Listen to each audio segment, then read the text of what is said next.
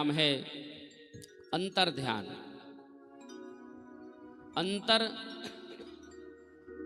अंतर ध्यान के पुत्र हुए हविर्धान, और हविर्धान के पुत्र हुए आगे चल करके प्राचीन बरही।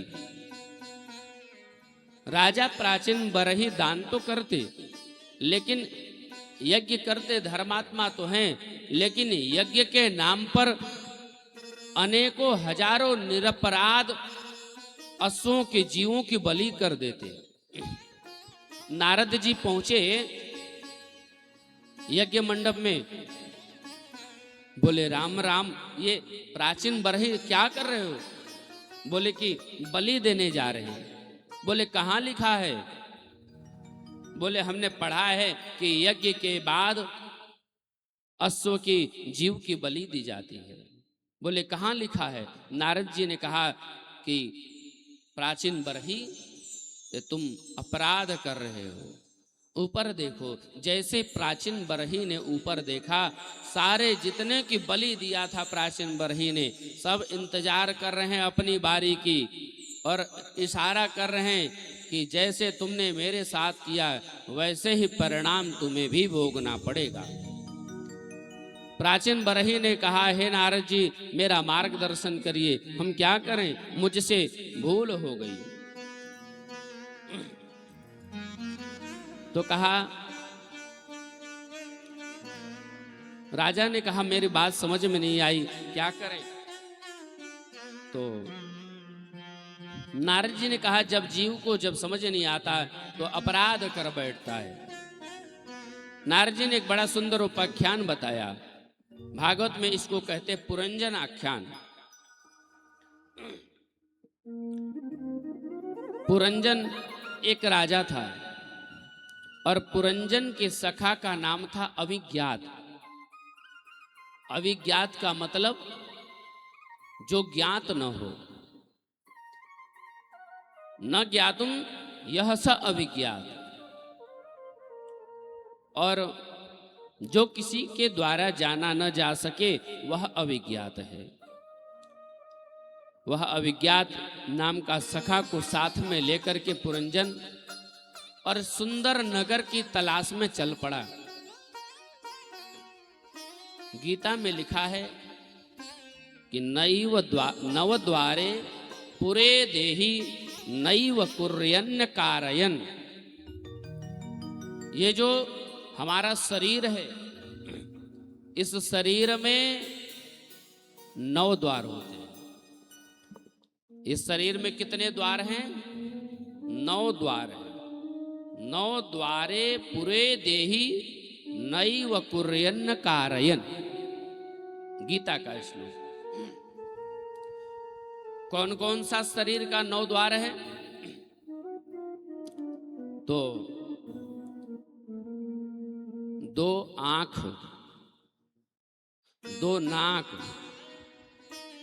कितना हुआ? 2 कान, 1 मुख, कितना हुआ? 7, और 2 जहां से हम लोग मलमूत्र का त्याग करते हैं, ये 2 द्वार। ये 9 द्वार हमारे शरीर के प्रमुख द्वार हैं। तो महाराज जैसे उस नगर में पुरंजन प्रवेश किया, तो उसे उस नगर में एक सुंदर नारी दिखाई दी, और जैसे प्रवेश किया, पूछा देवी आपका परिचय? तो नारी ने कहा, पुरंजन जब पूछा तो कहा वो नारी ने कि ये तो मुझे भी नहीं पता कि मैं कौन हूं।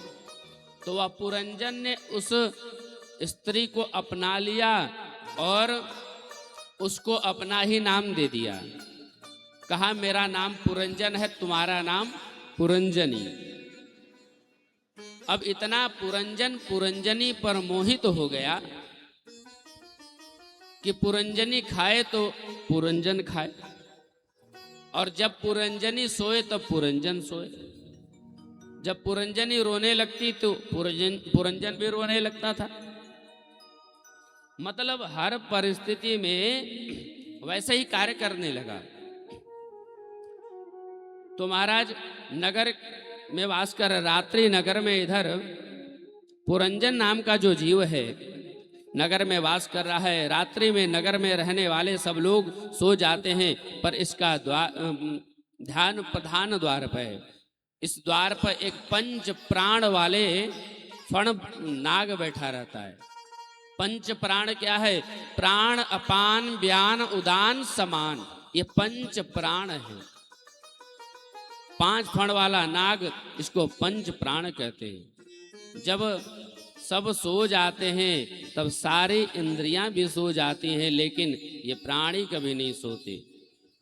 1 मिनट के लिए भी सो जाए ना तो फिर देखो ना, बेटा कहेगा जल्दी नीचे उतरो, दुर्गंध आ रही। ये शरीर जब बुढ़ापा आ जाता है ना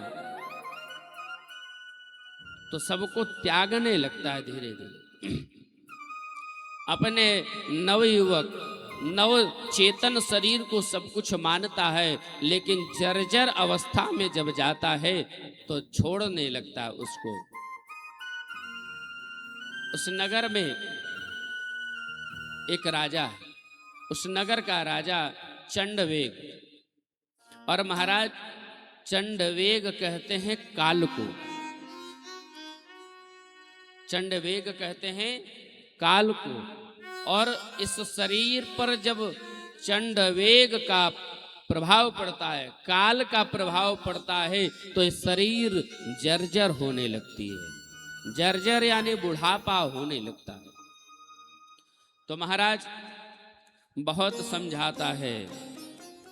पंच प्राण अकेला लड़ता रहता है, नगर को लूटने नहीं देता है, लेकिन फिर भी ये जो शरीर है जर्जर हो जाता है। तब शिथिल जब हो जाती है शरीर तो कुछ नहीं कर पाता है।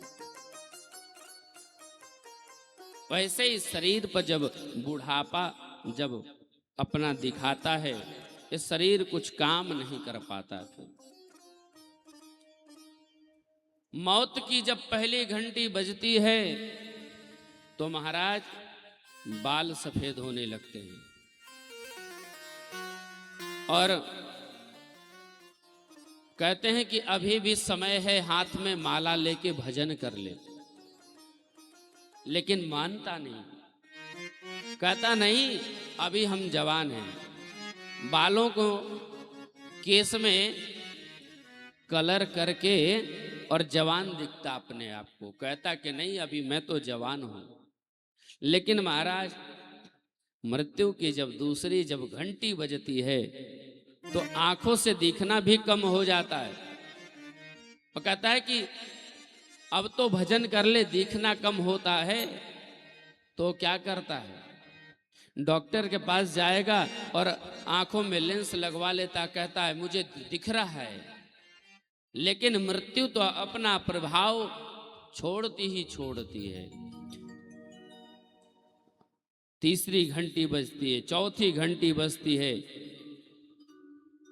बार बार समझाती है कि अभी भी समय है, भजन कर ले। लेकिन नहीं मानता नहीं जीव। जीव अभिमान में रहता है कि मैं अभी जवान हूं। तो बड़े भाव में कहते हैं, भजन कर मस्त जवानी में, बुढ़ापा किसने देखा है। भजन कर मस्त जवानी में, बुढ़ापा किसने देखा है। भजन कर मस्त जवानी में, बुढ़ापा किसने देखा है। भजन कर मस्त जवानी में, बुढ़ापा किसने देखा है।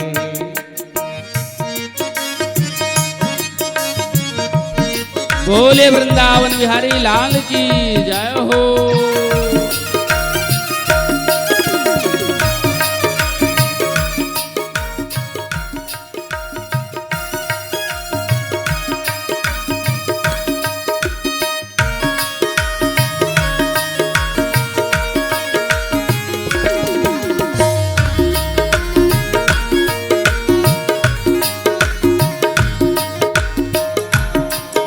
हरि बोल।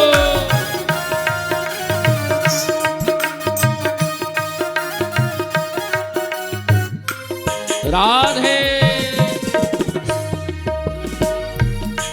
ओ पैर से लंगड़े हो जाओगे, आप पैर से लंगड़े हो जाओगे, तीर्थ तुम कर नहीं पाओगे, तीर्थ तुम कर नहीं आओगे।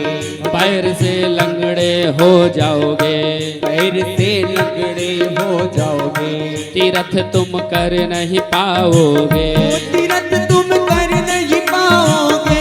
तीर्थ कर, तीर्थ कर, तीर्थ कर भरी जवानी में बुढ़ापा किसने देखा है। तीर्थ कर भरी जवानी में बुढ़ापा किसने देखा है। भजन कर भरी जवानी में बुढ़ापा किसने देखा है।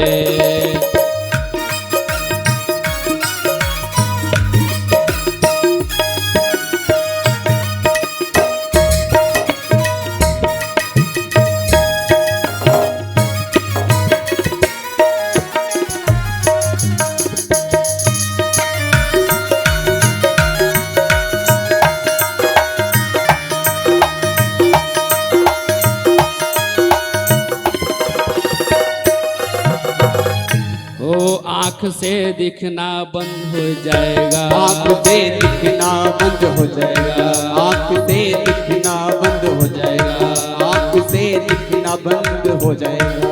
दर्श तुम कर नहीं पाओगे, दर्श तुम कर नहीं पाओगे। दर्श कर, दर्श कर, दर्श कर भरी जवानी में बुढ़ापा किसने देखा है। भजन कर भरी जवानी में बुढ़ापा किसने देखा है। भजन कर भरी जवानी में बुढ़ापा किसने देखा है।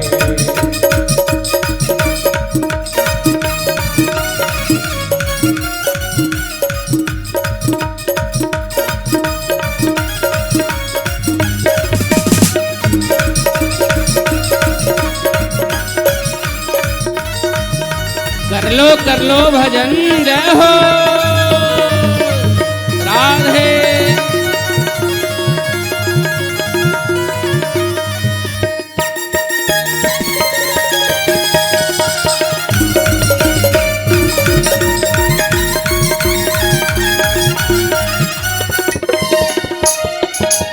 हाथ से लूले हो जाओगे, हाथ से लूले हो जाओगे। दान तुम कर नहीं पाओगे, ओ दान तुम कर नहीं पाओगे।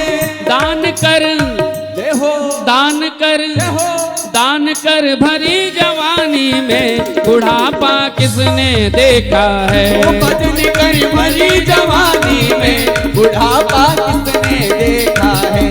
भजन कर भरी जवानी में बुढ़ापा किसने देखा है। भजन कर भरी जवानी में बुढ़ापा किसने देखा है। भजन कर भरी जवानी में बुढ़ापा किसने देखा है। बुढ़ापा किसने देखा है। बुढ़ापा किसने देखा है।